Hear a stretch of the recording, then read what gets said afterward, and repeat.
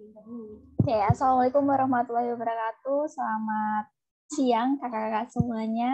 Om Swastiastu, Namo Buddhaya, salam kebajikan, salam sejahtera bagi kita semua, dan salam pramuka. Salam kenal kakak-kakak semuanya. Saya Titi Jayani, selaku moderator pada sesi siang hari ini, akan memandu jalannya kelas kita pada siang hari ini bersama kakak narasumber hebat kita yang sudah hadir di tengah-tengah room. Ada Kak Iswah Yudi dari Diskominfo Provinsi Jawa Tengah. Selamat datang Kak Iswah Yudi, salam kenal. Untuk tidak mengulur waktu lebih lama lagi, mungkin akan langsung saya persilahkan kepada Kak Iswah Yudi untuk menyapa teman-teman gelar Saka Milenial dan juga sekaligus memberikan materi seperti itu. Terima kasih, silakan Kak Iswah Yudi, waktu dan tempat kami persilahkan. Baik, terima kasih Kak. Ini kakak semua ya, nggak ada adiknya ya? Kita panggilnya kakak semua, Kak. Ya, mohon maaf, ini tempat saya ramai sekali nih soalnya. Baik, selamat siang kakak-kakak semuanya. Ya. Langsung aja ya, perkenalkan saya Iswah Yudi. Dan siang ini kita akan coba mengulik tentang cryptocurrency.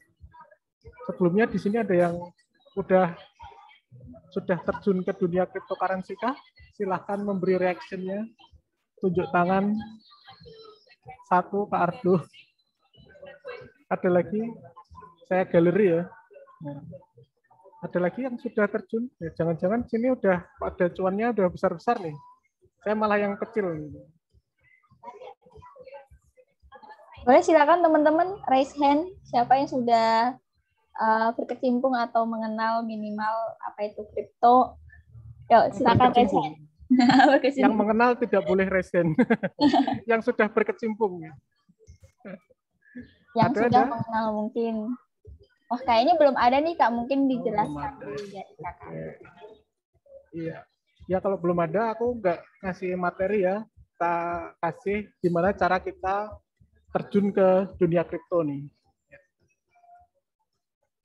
Nah, untuk pertama kalau belajar kripto, ada yang kenal, jadi di dunia kripto itu sekarang ada yang disebut dengan namanya CeFi, atau bahasa Indonesianya CeFi gitu ya, CeFi dan DeFi. Ya, di CeFi itu kita sebut sebagai centralized finance.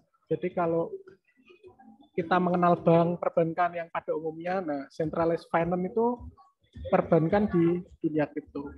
Nah saat ini ada perkembangan selanjutnya itu kita kenal yang kita sebut dengan DeFi. DeFi, tulisannya DeFi. Ada yang namanya DeFi di sini nggak ada ya? Itu decentralized finance. Nah ini tingkat next step-nya dari CeFi. Nah CeFi dan DeFi ini nanti kita akan, kalau belum pernah ada yang berkecimpung di sini, mungkin kita bisa langsung aja buat akun aja nih masing-masingnya. Ada yang kenal CeFi? Salah satu CeFi yang ada di Indonesia. Jadi kalau CeFi itu harus dia perbankan yang harus mempunyai izin dari pemerintah. Kalau saat ini kripto di Indonesia itu izinnya oleh Bapepti, Badan di bawahnya Kominfo. Jadi yang terkait perdagangan aset, karena kripto itu dianggap sebagai aset di Indonesia. Ada yang tahu apa salah satu CeFi atau pertukaran kripto yang ada di Indonesia? Ya, yang bisa jawab nanti dapat hadiah loh, airdrop langsung dari saya. Nggak ada? Oke. Kalau belum tahu, saya kasih tahu ya. Ada yang pernah dengar Indodax? Belum ya? Ya, ini saya share screen aja beberapa.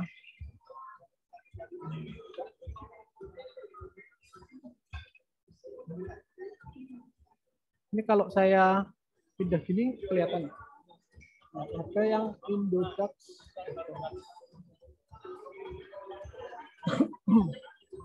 Bisa kelihatan websitenya yang saya browser atau masih kelihatan WA saja? Sudah terlihat website.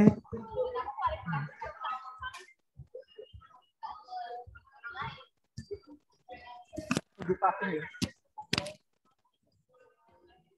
Ini yang pertama ini yang saya kenalkan ada indodax.com. Nah, mungkin ini jadi Siva itu ini dia ada izin dari Bapepti, Kominfo, badan regulasinya. Nah, ini nanti saya nggak akan bahas cuma Indodax ya, biar nggak kelihatan iklan untuk Indodax. Jadi ini yang tertua dikenal di Indonesia itu Indodax. Sebelumnya dia websitenya adalah bitcoin.co.id ya gitu. Nah ini yang tertua di Indonesia. Nah yang kemudian ada lagi yang disebut dengan gimana nih? Ada yang disebut tokocrypto.com.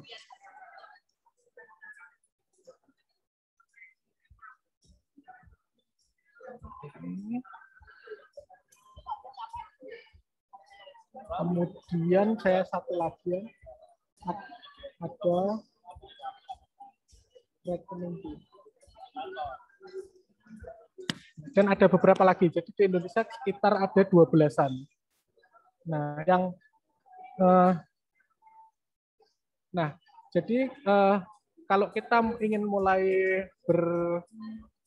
berkecimpung di dunia kripto itu kita harus punya akun di salah satunya atau akun di semuanya boleh. Jadi ini untuk kita menukarkan rupiah ke bentuk aset kripto. Jadi harus melalui CeFi, Centralized Finance gitu. Nah ini saya punya di tiga-tiganya. Jadi ini ya silahkan kalau mau nyoba bikin akun gratis kok, langsung aja daftar gitu ya. Daftar, masukkan alamat email, kata sandi. Kalau saran saya sih untuk pertama kita pakainya yang di toko kripto saja. Jadi tinggal masukkan alamat email, sandi, konfirmasi sandi. Kita coba aja.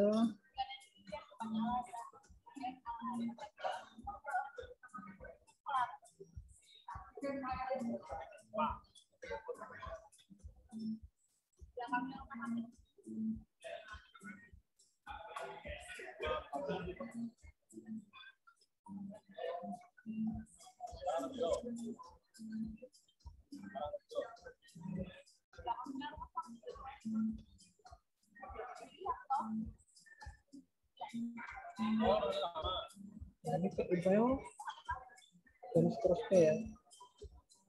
Bisa dicoba sendiri nanti. Nah, jadi untuk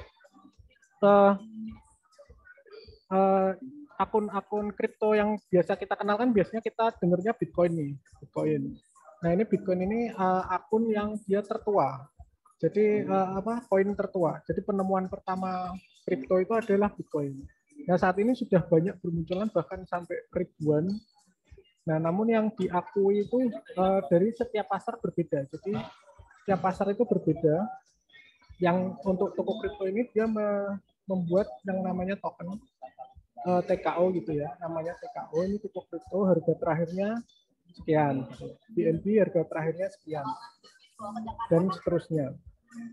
Nah, dalam dunia kripto ini itu kita sebenarnya berperan sebagai investor gitu. Jadi kita itu saat ini perannya adalah sebagai investor. Kalau kita sebagai programmer itu kita bisa juga menjadi developer sebuah aset kripto juga. Jadi kayak kita membuat sebuah token, misalnya token milenial gitu ya, MLN. Nah, itu bisa diperdagangkan juga di pasar kripto. Nah, dan setiap token itu ada fungsi dan manfaatnya. Nah, sebelum saya lanjutkan ke itu ya, sampai sini jelas nggak? Jadi ini masih ke bikin akun centralization, jelas ya?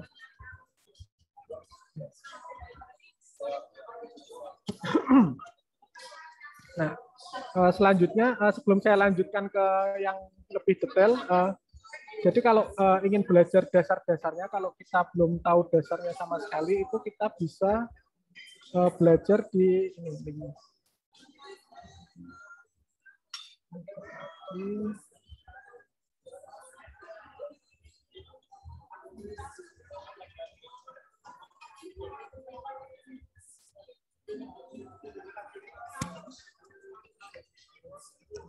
Nah, ini jadi ada yang Binance ini adalah CeFi juga, centralized finance yang dunia. Jadi ini centralized finance dunia, tidak ada kantornya di Indonesia.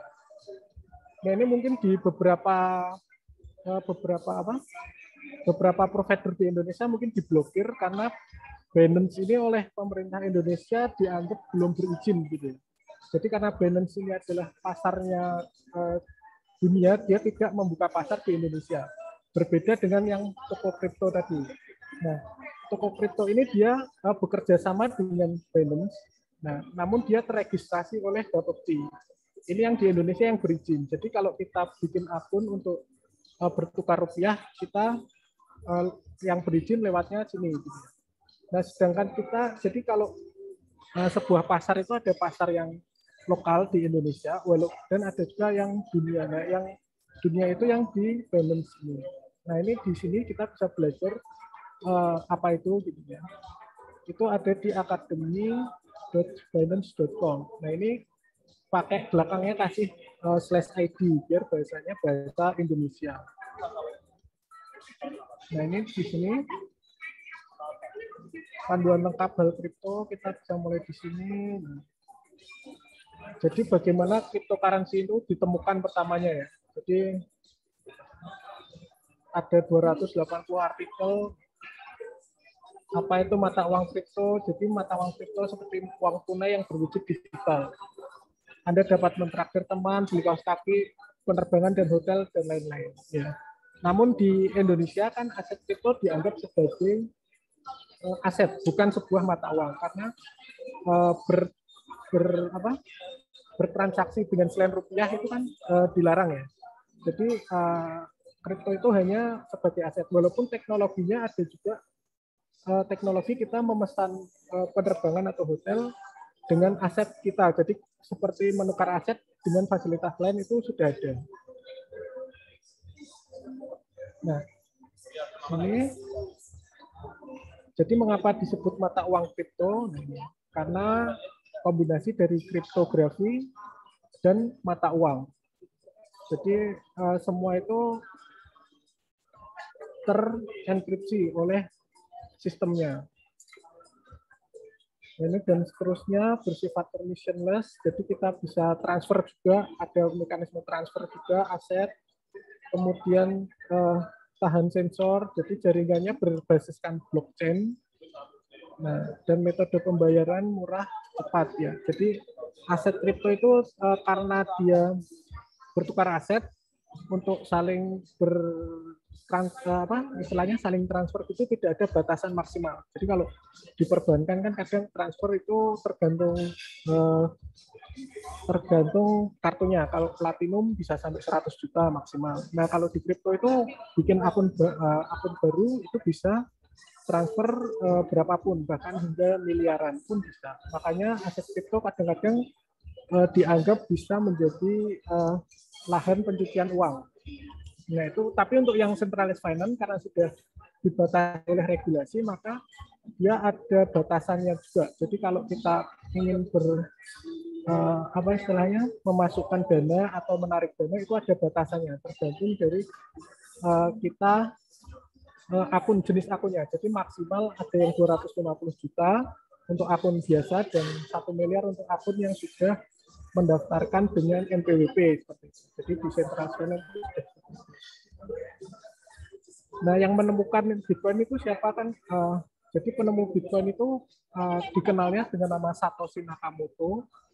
Ini hanya sebuah nama samaran, jadi sampai sekarang tidak diketahui Satoshi Nakamoto itu siapa. Nah, diperkirakan bisa jadi hanya satu orang atau sekelompok programmer yang membuat atau alien, bahkan ada yang menganggap alien yang melakukan perjalanan atau tim pemerintah. Ya, dia mengeluarkan 9 halaman dokumen merinci bagaimana Bitcoin bekerja. Nah, kemudian ada istilah-istilah dalam, karena kita ini mau membahas bagaimana kita mencari cuan di kripto, jadi ada istilah ini, your, ya, your. Ini harus dipastikan. Jadi lakukan riset Anda sendiri, do your own research. Artinya apa? Artinya saat kita udah mulai melibatkan uang, kita kan ingin misalnya ingin mencari profit gitu ya, dari investasi kita, uang kita. Nah, bisa jadi misalnya kita lihat teman kita atau orang lain itu selalu untung dalam melakukan investasi. Nah, kita nitip nih uang kita ke teman kita untuk diinvestasikan. Nah, itu agar dihindari hal semacam itu, karena resiko kehilangan uang. Jadi kalau misalnya teman kita rugi, itu bukan kesalahan teman kita, tapi kesalahan kita yang menitipkan uang ke teman kita gitu. Walaupun aslinya untung tapi bilang rugi mungkin gitu. Nah, jadi selalu lakukan riset Anda sendiri. Jadi your money, your responsibility. Jadi uangmu ya tanggung jawab.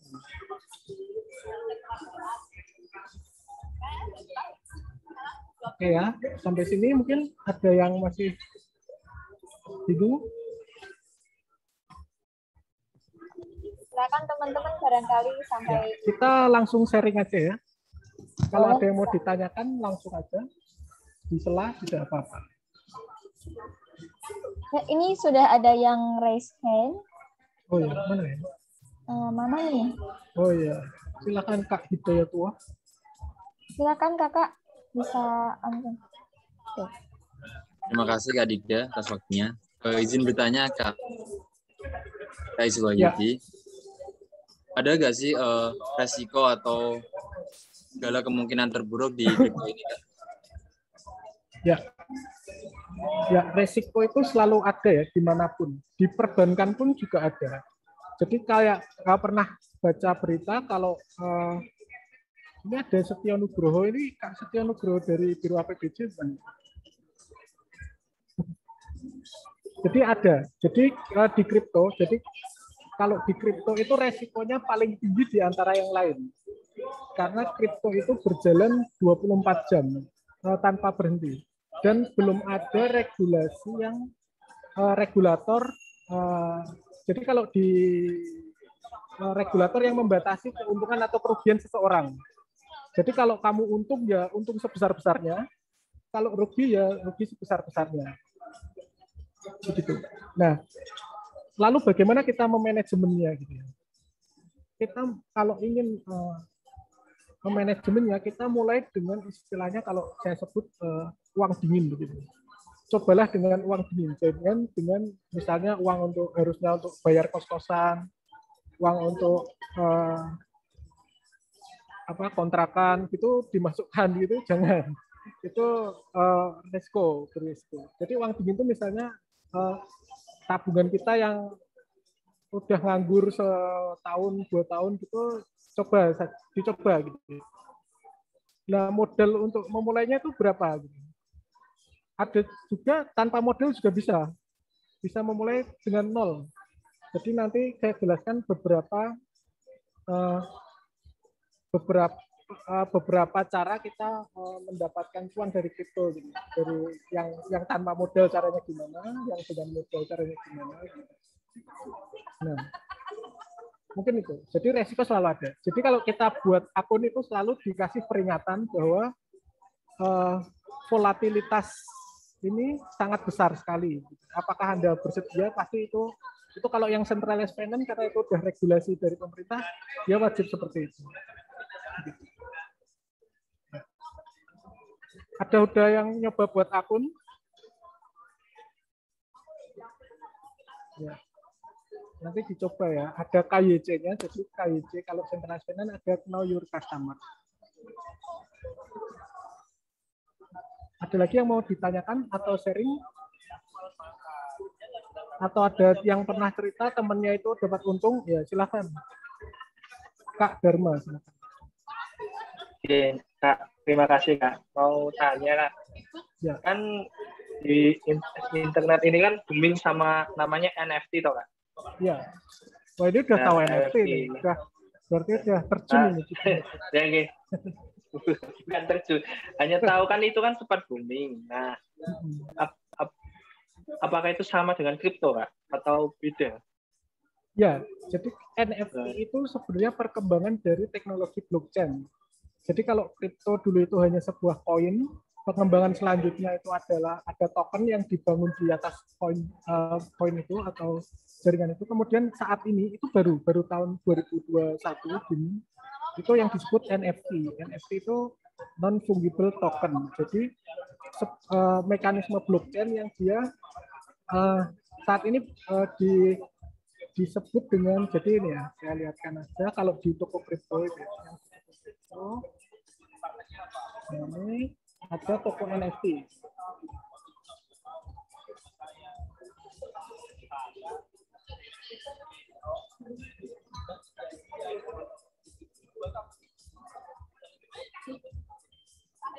Nah, jadi kalau kakak-kakak yang di sini yang ahli seni atau desainnya bagus, itu silahkan terjun gitu ya, terjun di dunia NFT-nya kripto. Nah, ini seperti ini. Jadi ini yang contoh ya, contoh NFT. Nah, dia bikin desain-desain seperti ini, dijual dengan ini Rp500.000, Rp300.000, kemudian di 3 juta rupiah ini 900.000. Ini seperti ini. Nah, NFT itu memang diarahkan ke cenderung ke art atau saat ini dikembangkan lagi ke dunia game. Jadi ada game, jadi kita bermain game itu bisa mendapatkan timbal hasil berupa kripto. Nah, karakternya itu berupa NFT. Nah, NFT yang ini seperti ini dia karena sudah misalnya ini dibuat oleh merek game I Love Indonesia. Ini kan berarti punyanya artis itu ya, artis saya lupa namanya. Nah, ini dia terverifikasi oleh toko kripto. Nah, artinya ini itu resmi dimiliki oleh ini. Nah, kemudian kalau dibeli, misalnya ini belum dibeli, jadi ini list harganya. Jadi ada dia mengeluarkan 10 seri dengan harga 3 jutaan. Dan nanti kalau ada yang membeli, itu nanti alamat kreatornya akan alamat pembelinya akan kelihatan. Jadi di sini ke bawah terus. Jadi saat ada orang yang bisa membuat seperti ini persis, itu keasliannya bisa terjaga. Jadi kreatornya itu apakah dari pemilik yang terverifikasi atau tidak. Nah, ini dunia NFT. Nah, yang paling seru nih dunia NFT.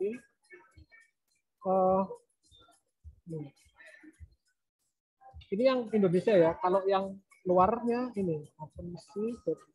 Salah satunya. Nah, di sini ada yang ini pasar NFT. Kalau kita Weird Whale.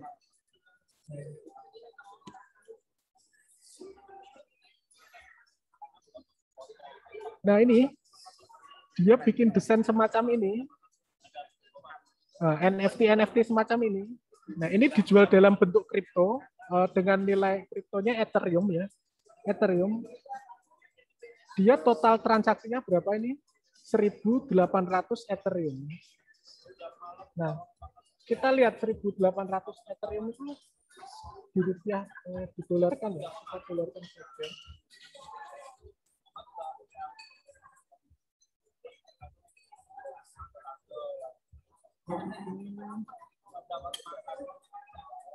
Nah, 1.800. Ini hitung sendiri nih, rupiahnya berapa nih?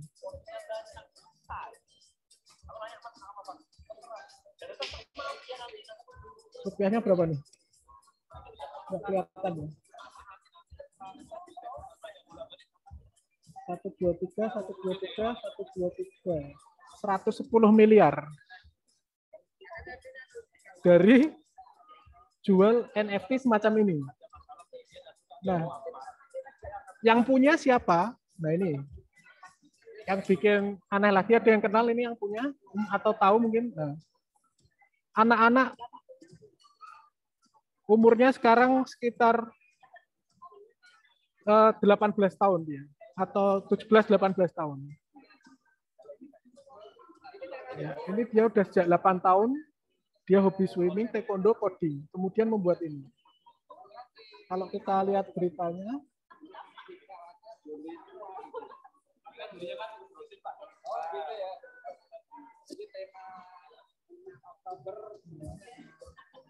nih beritanya, dijamin. 12-year-old boy makes 290.000 euro tadi ya. Ini yang punya nih, yang bikin NFT. Nah ini dunia NFT yang salah satu dunia kripto yang bisa diselami juga. Ini kalau yang punya seni, jiwa seni, bisa. 12 tahun dia. Udah punya penghasilan 110 miliar. Saya aja udah 35 tahun, dia masih gajiannya enggak. Uang pensiunnya aja sampai segitu. Itu Mas Dharma. Yang pinter semi saya sarankan perdalam dunia NFT. Ada lagi yang lain? Atau Mas Dharma mungkin mau melanjutkan? Menanya lagi. Jadi ya Mas ya, NFT itu kalau misalnya ya kayak di yang punya Twitter kan itu ngejual NFT. Twitternya itu yang punya Tweet Twitter pertamanya itu dia. pertamanya lah. Ya. Tweet pertamanya kan. Nah, itu kan secara umum kan itu dipublik. Jadi apakah mempunyai ya NFT kan punya value ya, tapi kan udah dipublik di Twitter lagi. Nah itu apa tetap di NFT itu tetap kayak dijual mahal, katanya mahal sekali katanya. Ya jadi semacam ini. Misalnya Kak Dharma nih punya lukisan Mona Lisa asli. Nah tapi Kak Dharma punya fotonya. Nah fotonya itu di-share ke sosial media. Kan nilai fotonya kan nggak senilai lukisan aslinya kan? Oh iya. Ya semacam itu. Jadi NFT itu semacam itu. Ya Kak. Terima kasih Kak. Ya. Izin Kak Iswahyudi, ada yang bertanya via kolom chat. Nah ini yang kripto haram nih. Mungkin bisa dijawab Kak. Wah ini saya harus tanya MUI dulu. Mana nih Kak Fernafit yang mana? Kak Fernafit yang mana nih? Biar saya tahu nih. Kak Fernafit bisa on cam Kak? Kita coba.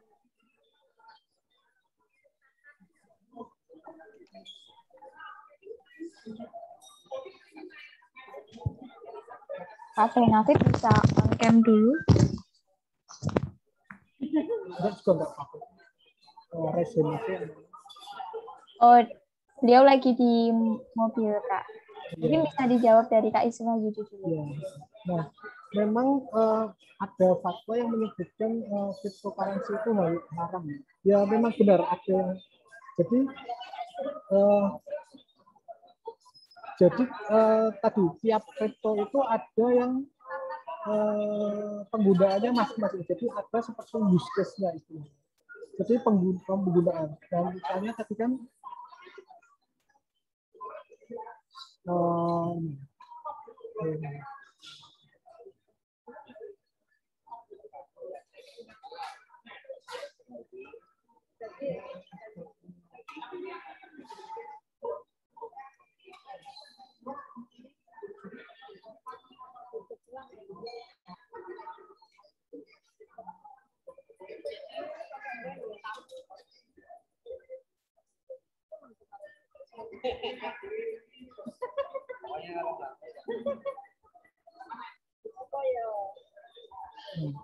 di dunia kripto sekarang itu ada ini.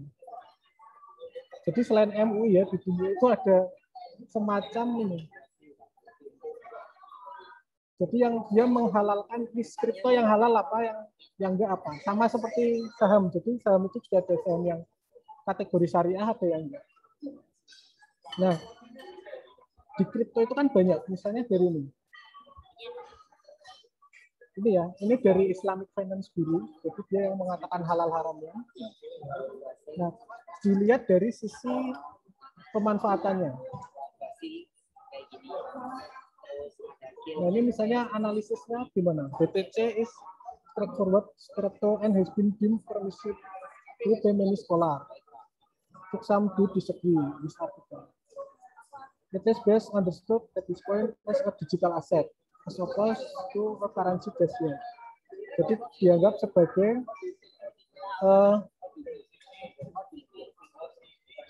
apa? Aset, karena Bitcoin itu dia tidak digunakan, tidak diciptakan untuk transaksi yang lain.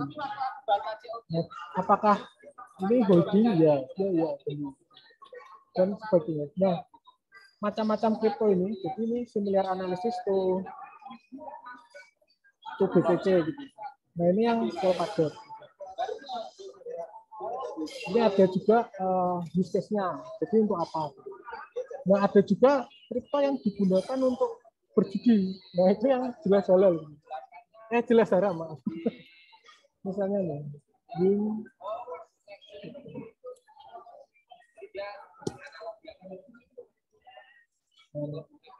jadi setiap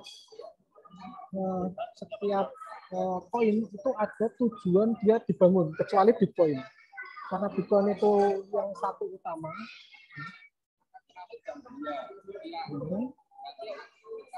Ini jadi kalau di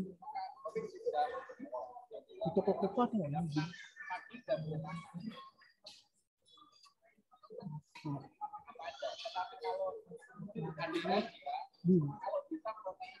Oh, tidak.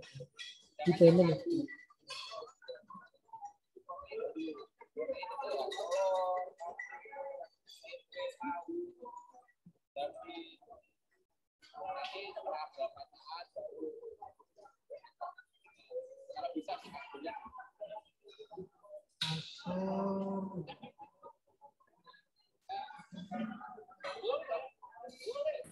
Mas lihat ya.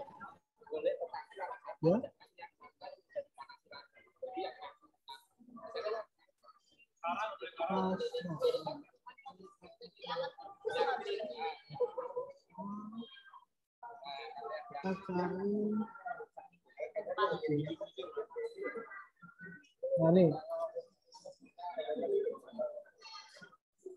Ini win ya yang dijual belikan. Nah, setiap ini itu ada kayak use case-nya tadi. Nah, win itu digunakan untuk judi kriptonya. Jadi dia dikembangkan untuk permainan judi. Nah, itu jelas haram. Nah, namun ada kripto juga yang di Indonesia itu ada kripto juga.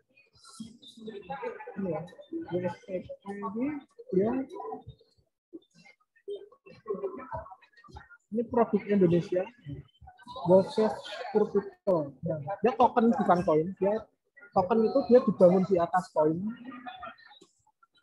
Nah, ini dia use case-nya itu untuk membantu, jadi uangnya itu untuk membantu masyarakat miskin gitu, use case-nya gitu. Jadi tergantung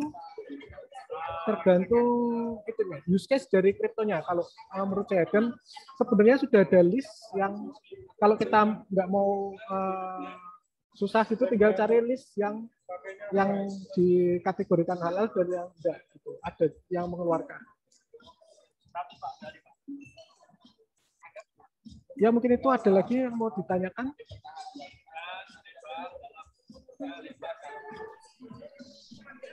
Terima kasih Kak Iswahyudi. Silakan teman-teman barangkali ada yang ingin bertanya lagi. Ya silakan. Baik Kak, izin bertanya. Jadi harga aset kripto itu kan bisa naik sama turun. Nah, kira-kira hal apa aja sih yang bisa mempengaruhi naik turunnya dari harga aset kripto itu tersebut? Terima kasih.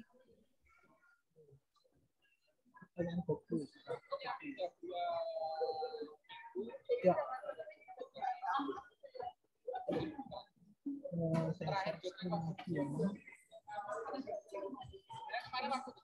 Ini ya. Nah, apa yang mengakibatkan harga ini naik turun begini? Jadi kita lihat hasilnya. Yang pertama jelas prinsip ekonomi. Apa itu? Supply and demand. itu sama persis. Jadi seperti barang, karena ini dianggap sebagai barang, supply and demand itu berpengaruh sekali. Jadi ini jumlahnya berapa? Itu kalau kita mau lihat itu di sini ada webnya namanya coinmarketcap.com. Ini ya. Nah ini misalnya Bitcoin. Bitcoin itu market cap-nya ini, market cap itu jumlah uang yang beredar yang membeli Bitcoin. Ada berapa ini? 1 miliar dolar. 1 triliun dolar. 1 triliun dolar. Nah, ini kalau dirupiahkan nggak tahu berapa lagi.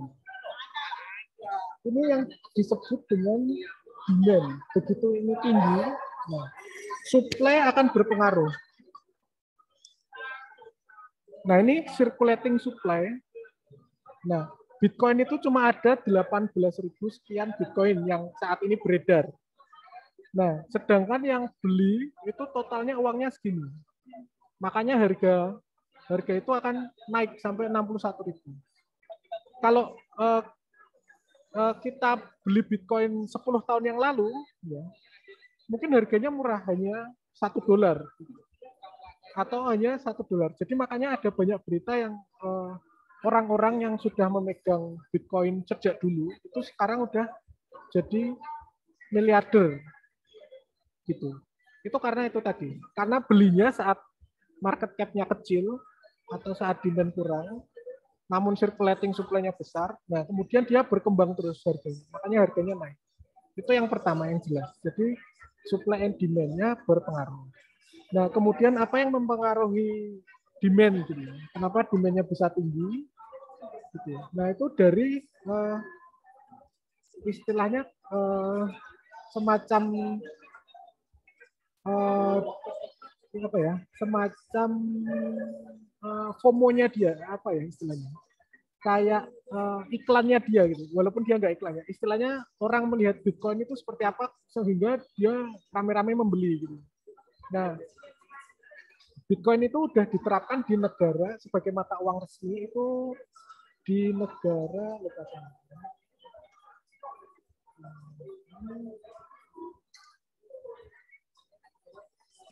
Venezuela. Bukan Venezuela. Peru. Melegalkan Bitcoin. Salah satu Venezuela baru mau, cuma belum. Yang udah resmi itu El Salvador. Ya, El Salvador. Bener. El Salvador. Presidennya udah menerapkan Bitcoin. Makanya isu Bitcoin itu tinggi. Nah, kemarin sempat drop. Nah, jadi ini karena ini last 7 day. Nah, ini kita lihat yang 1 year. Dan ini yang grafik 1 tahun ini misalnya belinya kapan? 1 November 2020. Ini masih 1 tahun, 2020. Sekarang harganya di sini ya, di 61.000 per 1 koin. Nah, sebelumnya pernah turun. Nah, turun ini dipengaruhi karena demand-nya berkurang, karena ada isu misalnya waktu itu Cina mengeban Bitcoin gitu. Jadi Cina tidak mau lagi mempengaruhi Bitcoin, mengakui Bitcoin gitu. Nah, banyak nih yang jual akhirnya. Akhirnya kan banyak demand-nya berkurang, banyak yang jual. Nah, kemudian di sini mulai positif lagi, ada isu misalnya Amerika tidak akan mengeban Bitcoin gitu. Makanya orang pada positif lagi. Dan seterusnya. Intinya di supply and demand, tergantung isu masing-masing. Nah, ada juga yang ini yang untuk Bitcoin ya. Jadi untuk yang token-token lain itu banyak juga. Jadi di supply and demand, misalnya Solana atau yang lain. Nah, Solana ini karena dia jaringan baru, nah, dia karena isunya karena kecepatan jaringannya lebih bagus daripada yang sudah ada. Nah, di kripto ini bisa kita bagi dari Bitcoin ini, kemudian yang selain Bitcoin ini kita sebut dengan altcoin, alternatif coin ya. Jadi mbahnya itu Bitcoin yang menjadi patokan itu selalu Bitcoin, jadi seperti di dunia itu dolar Amerika, yang lain itu mata uang negara lain. Nah, di kripto itu juga sama. Jadi ini kita sebut semuanya ini alternatif coin selain Bitcoin. Mungkin itu. Ada yang mau ditanya lagi? Tadi udah pada tahu El Salvador dan lain-lain. Ini jangan-jangan udah pada cuan.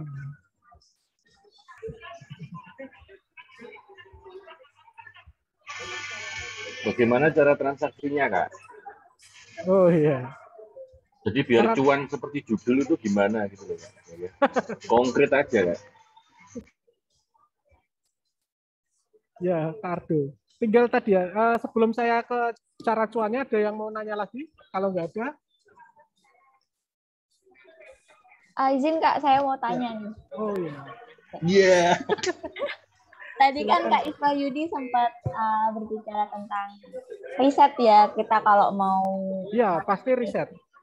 Nah, biar trading kita selalu profit nih, gimana cara analisis atau riset kita itu secara akurat? Caranya, tipsnya dari Kak Ismail Yudi gimana? Nah, banyak cara. Jadi, pertama belajar. Jadi, trading itu kita ada sebut dengan fundamental analisis sama technical analisisnya.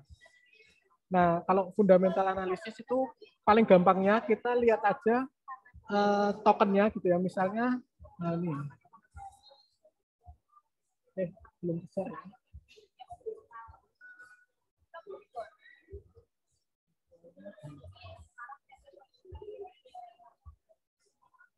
Paling gampangnya nah. Kita tadi ya toko kripto itu dia punya token yang namanya TKO. Nah, TKO ini perkembangannya gimana sih dia? Masuknya fungsionalitasnya bagaimana gitu. Nah, kita cari yang namanya biasanya setiap itu ada yang namanya white paper. Ini white papernya di sebelah sana.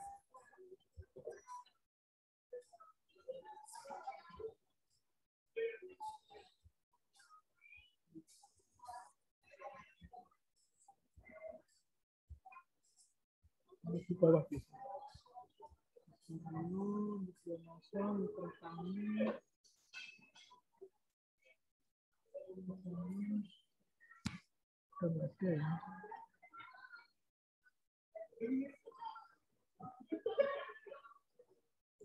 Ya intinya riset terkait di websitenya dia. Dia websitenya bagus apa enggak? Nah ini dia punya event apa atau dia kedepannya pengen berkembang seperti apa, itu fundamentalnya secara umum gitu. Nah misalnya ini kan dia serius nih, misalnya dia nggarap TKO ini serius, banyak event-event gitu ya. Ini mungkin project ini akan berjalan cukup lama gitu, nggak cuma sehari terus hilang. Jadi di kripto itu yang paling berbahaya adalah banyak penipuan dan banyak hacker. Jadi itu yang paling berhati-hati di dunia kripto. Nah itu untuk fundamental. Nah kalau technical itu teknik yang menengahnya. Jadi itu dibahas nanti belakangan. Kalau masih sempat. Technical itu kita melihat grafik. Jadi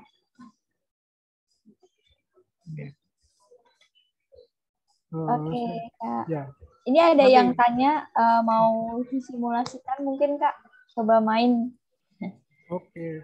Di kolom chat. Ya sebelum saya cobain, jadi saya jelaskan. Jadi di kripto itu ada beberapa cara cari cuannya ya. Jadi yang pertama itu tadi yang trading itu jelas ya, tadi pakai CeFi yang sudah saya jelaskan. Bikin akun di toko kripto, kita jual beli aset, beli saat murah, jual saat mahal, itu paling gampang trading gitu ya. Jangan beli saat mahal, jual saat murah. Nah itu bukan cari cuan namanya, cari masalah. Bunuh diri. Ya bunuh diri. Itu yang pertama. Yang kedua tadi dengan pasar NFT. Itu kita sebagai desainer, kita bikin gambar, bikin desain, tapi syaratnya juga sama, punya akun di market yang yang jual NFT. Kalau tadi kan di toko kripto itu NFT-nya hanya untuk yang sudah verified. Nah, kalau untuk yang nggak verified gimana, itu nanti kita masuk di pasar decentralized finance yang tidak pakai izin-izin gitu nanti ya. Itu yang kedua ya, pasar NFT. Yang ketiga itu ada yang disebut dengan airdrop hunter. Nah, ini yang nggak pakai modal, airdrop hunter. Jadi setiap token atau koin itu kan dia pasti di backup oleh sebuah tim atau perusahaan yang mengeluarkan token atau koin tersebut. Nah, kalau project-project baru itu pasti dia mengeluarkan airdrop. Airdrop itu bagi-bagi gratis. Ini misalnya saya lihatkan ini yang tanpa modal. Free airdrop. Nah, ini yang bagi-bagi airdrop gratisan. Nah, di CoinMarketCap hanya 2.500 pemenang, dipilih 400 pemenang, 1.000. Nah, ini cepet-cepetan dan untung-untungan juga airdrop ini. Jadi nggak mesti semua untung. Nah, misalnya airdrop ini 17 jam lagi selesainya. Ini tokennya dia ini DSG atau ini CYT. Misalnya ini yang CYT. Ini harga CYT sekarang 0,029. Nah, airdropnya ini nilainya berapa tadi? Oh, login to participate.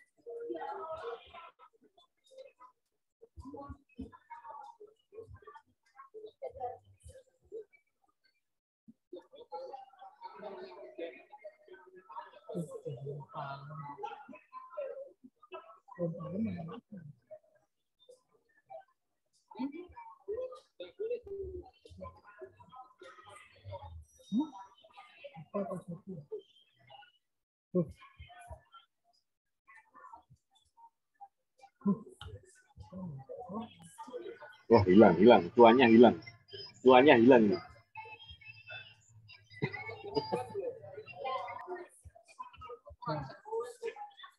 Nah, kalau airdrop hunter itu pastikan kalian punya Twitter yang followernya minimal 50 lah, dan dibuat sudah ada 3 bulan. Nah, kebetulan kemarin saya nggak punya Twitter dan nggak pernah bikin Twitter, makanya saya beli akun yang sudah ada followernya untuk ikut airdrop. Nah, ini kalau airdrop hunter dia ini selalu harus mengerjakan tugas-tugasnya dia. Misalnya add to watchlist. Nah, ini watchlist. Follow CoinMarket di Twitter gitu. Ini kalau klik follow nanti link ke Twitter harus di-follow, ini follow. Jadi mendingan jangan pakai Twitternya Saka Milenial atau Twitter resminya ya untuk airdropan gitu ya. Karena nanti jadi spam. Jadi ini airdrop hunter ini kebanyakan nanti jadinya spam. Nah, kemudian yang paling penting adalah di airdrop itu kita harus punya wallet address. Nah, ini kebetulan ini Coinary Hub punya wallet address.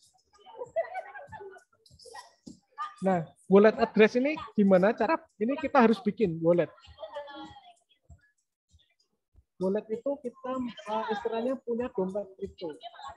Nah, kita bikinnya saran saya ini ada beberapa.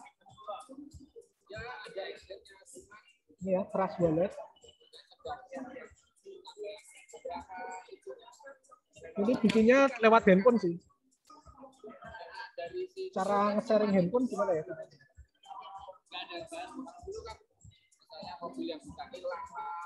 Atau ini ya. Atau kalau di web pakainya ini ada MetaMask, ini sama. Jadi intinya sama. Buat baru gimana?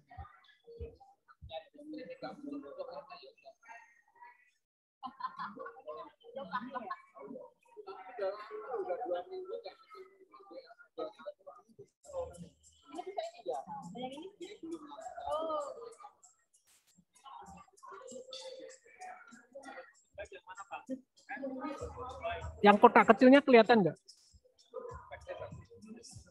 Ini wallet kosong ya. Nah, misalnya tinggal buat akun gitu aja.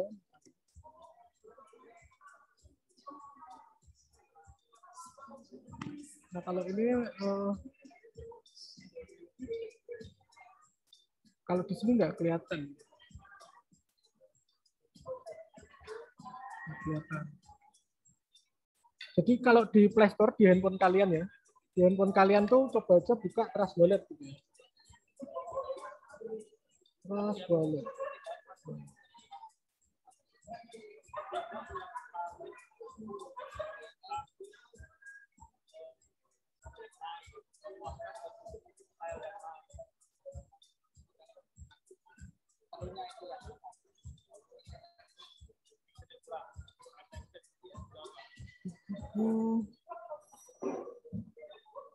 Cara nge-share handphone gimana ya Pak?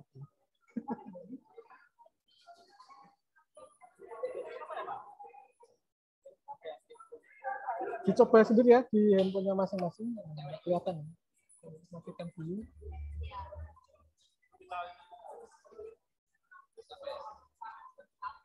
Nah, ini ya. Nah, kita bikinnya ini aplikasinya.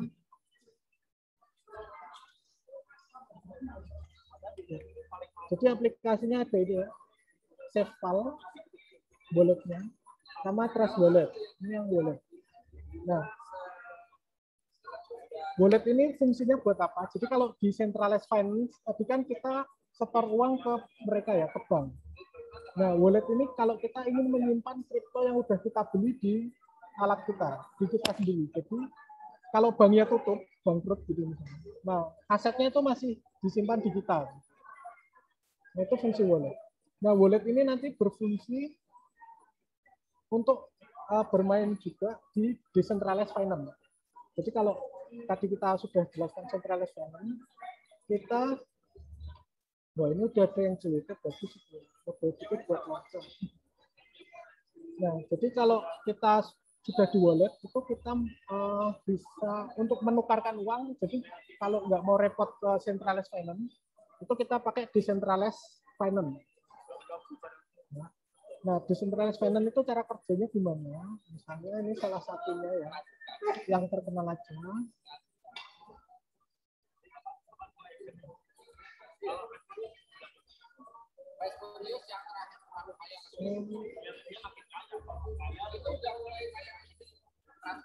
Ini ya, ini yang disebut salah satu decentralized finance yang terkenal. Jadi dia PancakeSwap.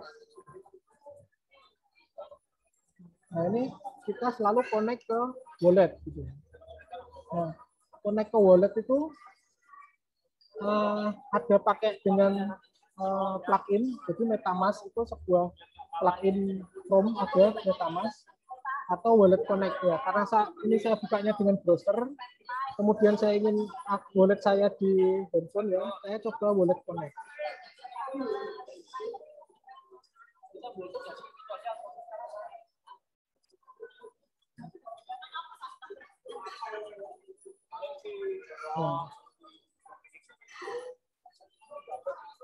Nah ini decentralized finance. Nah di decentralized finance ini kita seperti apa cara mainnya? Ada yang disebut dengan exchange. Jadi exchange-nya decentralized finance itu adalah swap. Swap itu menukar. Jadi berapa BNB, misalnya ini token saya adalah BNB. Ya. Di sini hanya ada 2 BNB misalnya. Nah itu mau kita jadikan dolar. Jadi saat ini enaknya di kripto itu ada stablecoin istilahnya. Stablecoin itu senilai mata uang.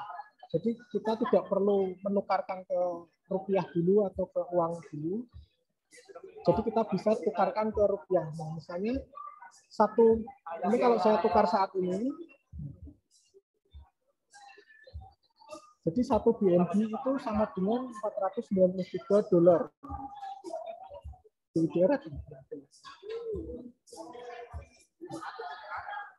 Nah ini kita menukarkan aset kita tanpa melalui centralized finance. Ini disebut decentralized finance. Nah, wallet ini fungsinya seperti itu. Jadi tadi untuk main airdrop itu, kalau kita dapat airdrop, otomatis aset airdrop itu akan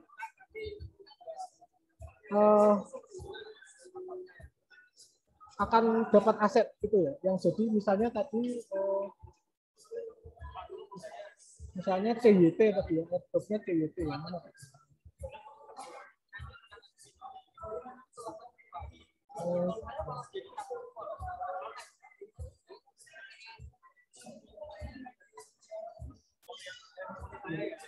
Nah, misalnya tadi kita ikut salah satu airdrop ini, nah, kita harus punya alamat wallet tadi. Nah, alamat walletnya itu nggak bisa dihafalkan gitu ya. Misalnya ini wallet saya, ini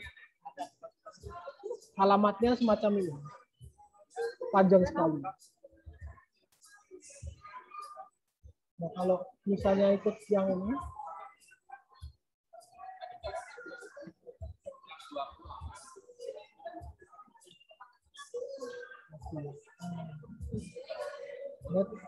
kita ngisi wallet address-nya semacam ini. Nah, ini Coinery Hub wallet ya. Mungkin dia punya wallet sendiri, alamat wallet.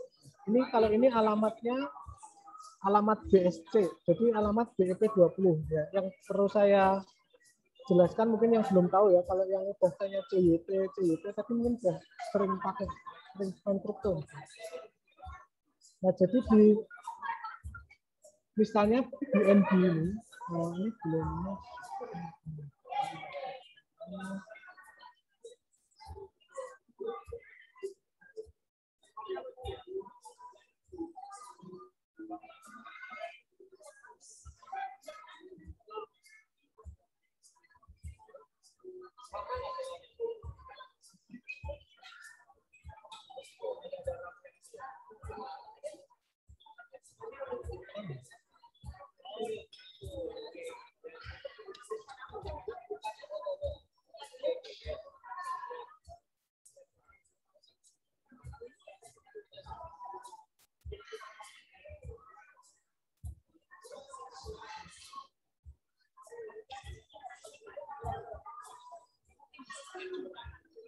Jadi kita masuk ke loginnya.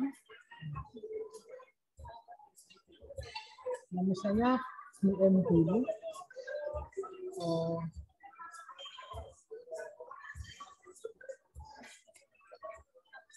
kita penarikan.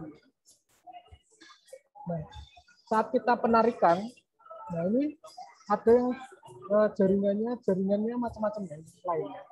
Tergantung alamat wallet kita. Jadi yang tadi saya bikin itu alamatnya ada di ini, BEP20 atau ERC20. Alamatnya sama walletnya itu ya. Jadi yang tadi saya copy itu yang BEP20. Jadi ini beda jaringan. Jangan sampai kita salah pilih jaringan dan salah kirim.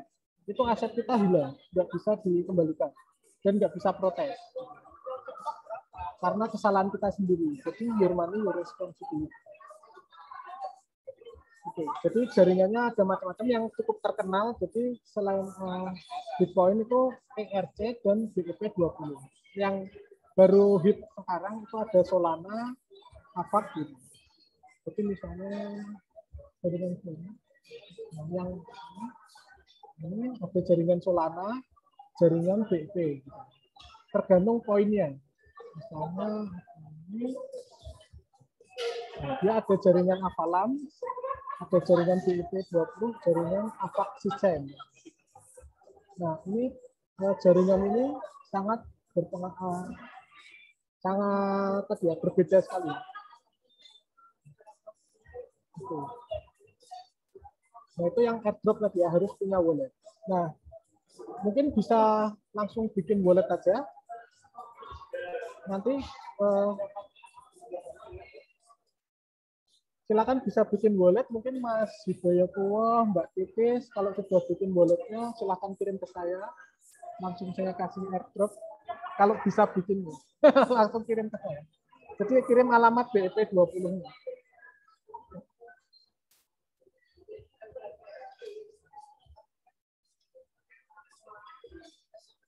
Itu ada lagi yang mau ditanyakan mungkin? Boleh mungkin pertanyaan dua terakhir atau satu terakhir, teman-teman semuanya silakan raise hand. Masih ada yang ingin bertanya atau tidak? Ini yang tanya CYT bagus yang mana nih orangnya ini? Ini pasti udah main, udah tahu long term gitu. Ini kakak ada yang bertanya, mengingat kripto sekarang sudah berkembang pesat di berbagai negara, adakah negara yang melarang penggunaan kripto? Boleh dijawab kak. Ya. Jadi ada juga yang melarang kripto dan ada jadi kalau saat ini yang menjadi isu kan Cina yang melarang kripto gitu ya. Tapi kripto itu kayak sebuah apa ya? Dia bisa dilarang tapi tidak bisa dibendung gitu. Jadi karena dia mendunia, jadi bagi yang pecinta, bagi komunitas-komunitas kripto, jadi one world, one currency istilahnya. Jadi satu dunia, satu mata uang. Tidak mau dolar atau peso atau apa gitu ya. Ada negara yang melarang penggunaan kripto, ada. Paling dekat dengan kita, misalnya di Indonesia, itu kripto dilarang sebagai mata uang. Jadi tidak boleh menjadi alat tukar. Jelas, selain rupiah tidak boleh. Itu di negara kita dilarang. Tapi diperbolehkan menjadi aset. Atau aset itu semacam boleh diperjualbelikan tapi tidak menjadi alat tukar gitu ya. Jadi kalau kita membayar dengan kripto gitu, itu sebenarnya di Indonesia dilarang. Itu dilarang dan bisa dikenakan pidana karena tidak menggunakan rupiah gitu. Tapi membeli kripto itu tidak dilarang. Kemudian terkait exchange atau tadi ya centralized finance, ya, itu juga ada yang misalnya Binance.com itu dilarang di Indonesia jelas, dia diblokir oleh Kominfo. Tapi toko kripto yang bekerja sama dengan Binance itu berizin, jadi dia diperbolehkan. Di Singapura juga Binance.com dilarang, tapi Binance.sg diperbolehkan karena yang mempunyai izin Binance.sg. Ini Naga Rare 3 harganya berapa sekarang? Nah ini yang Buff Doge ini dia komen punya Naga Rare 3. Nah itu dia bermain game kripto. Tadi perkembangan dari NFT itu adalah gamifikasi. Jadi kalau yang terkenal itu Axie Infinity sekarang itu produknya Vietnam ya. Jadi game Vietnam dia karakter di game itu dia sebagai NFT dan bisa diperjualbelikan.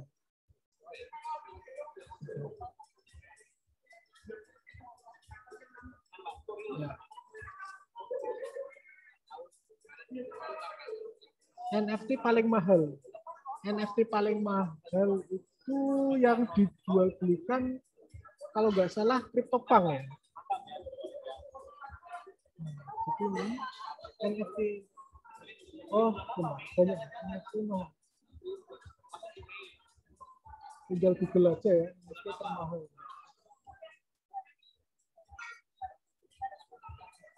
$69 juta.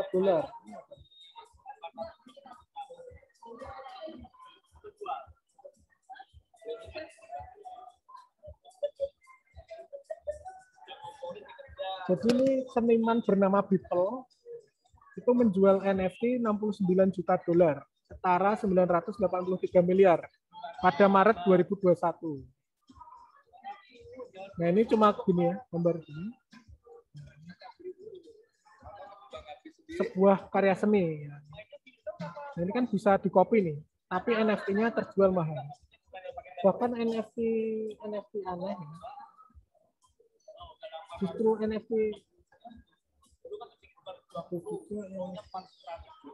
Marvalet. Ini NFT gini nih juga mahal.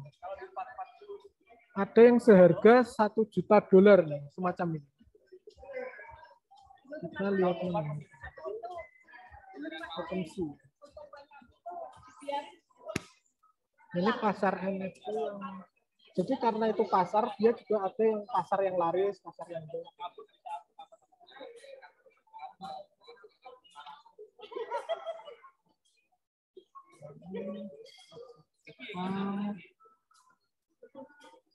Nah ini, dia harga jualnya Ethereum ya. Dia Ethereum, ETH itu Ethereum, koinnya Ethereum, harganya ini dijual 43. Ini 102 Ethereum.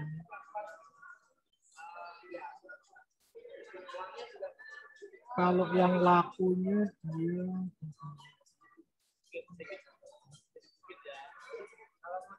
nih, peningkatan harga. Jadi ini harga rata-ratanya dia 14 Ethereum. Jadi ini ada kenaikan juga.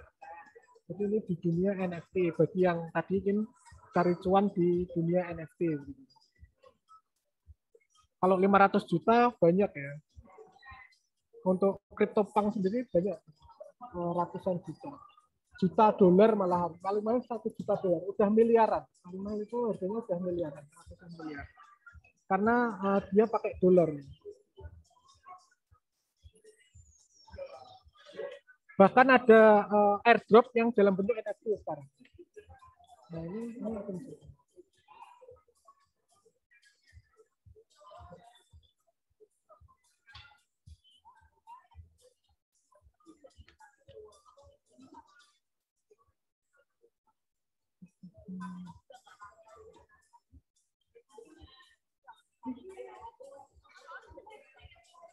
Nah ini punya saya ini. Ini NFT yang bisa buat main game balapan. Ini airdrop, jadi saya nggak beli. Nah, ini harganya, oh lagi nggak ada yang jual. Ini harganya kemarin yang gambar monyet, jadi banana ada. Saya dapat NFT ini yang gambarnya monyet itu harganya murah, cuma $100. Jadi sebenarnya katanya bisa lebih dari itu, tapi ya karena saya lagi butuh uang, saya jual aja $100. Jadi gratis, nggak pakai modal, tapi ikut event-event gitu. Nah ini yang NFT yang mobil, salah satunya yang belum saya jual. Karena kalau saya jual semuanya nanti saya nggak bisa main gamenya. Jadi ini bisa buat main game di sini. Buat balapan. Nah ini ada balapan, nanti pemenangnya dapat 200 atau 3 besar ya, 3 besar tertinggi dapat token 200.000 rand. Nah, pengen tahu ini berapa, lihatnya tinggal di koin.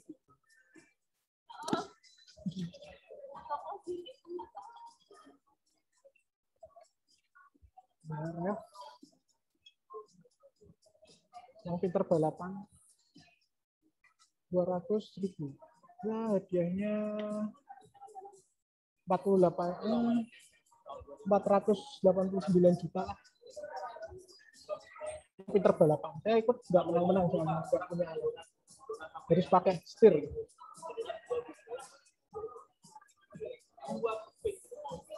NFT yang saya miliki yang paling mahal cuma itu sih Dogi.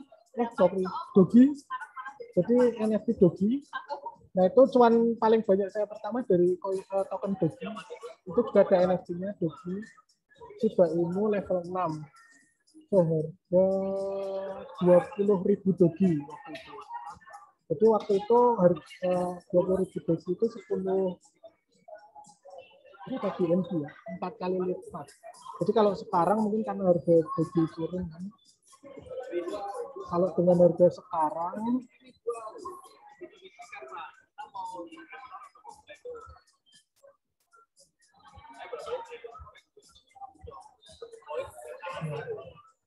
ya sekarang paling ini doang 3 juta doang harganya.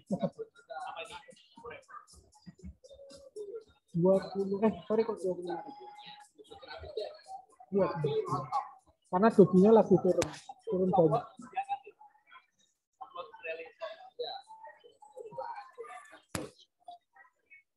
Ya, ada lagi yang mau nanya-nanya?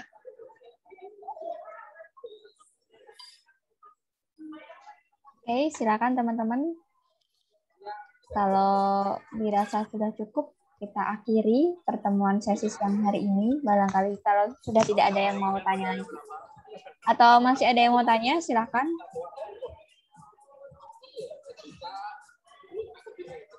Oke. Di kolom pesan masih ada yang merespon, Kakak?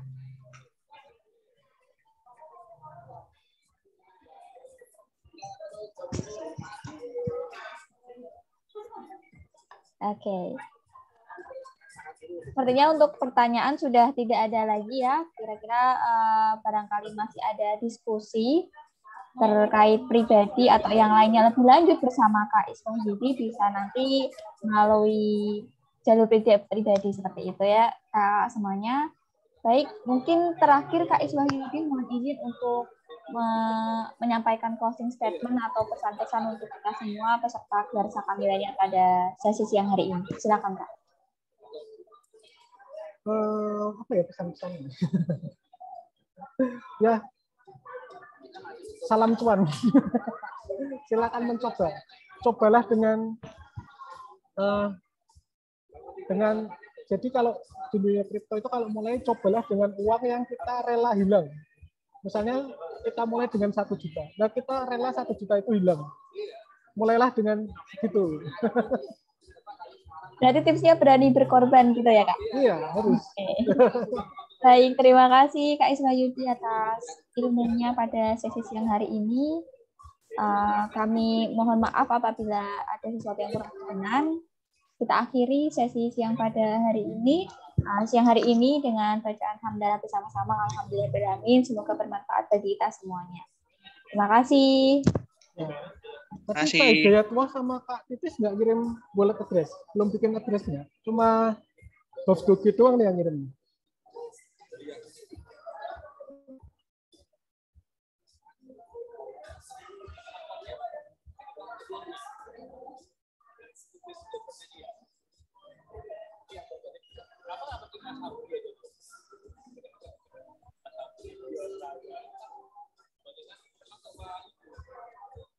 Baik, izin Kakak untuk roomnya 2.30 kita end meeting ya. Terima kasih, sampai jumpa.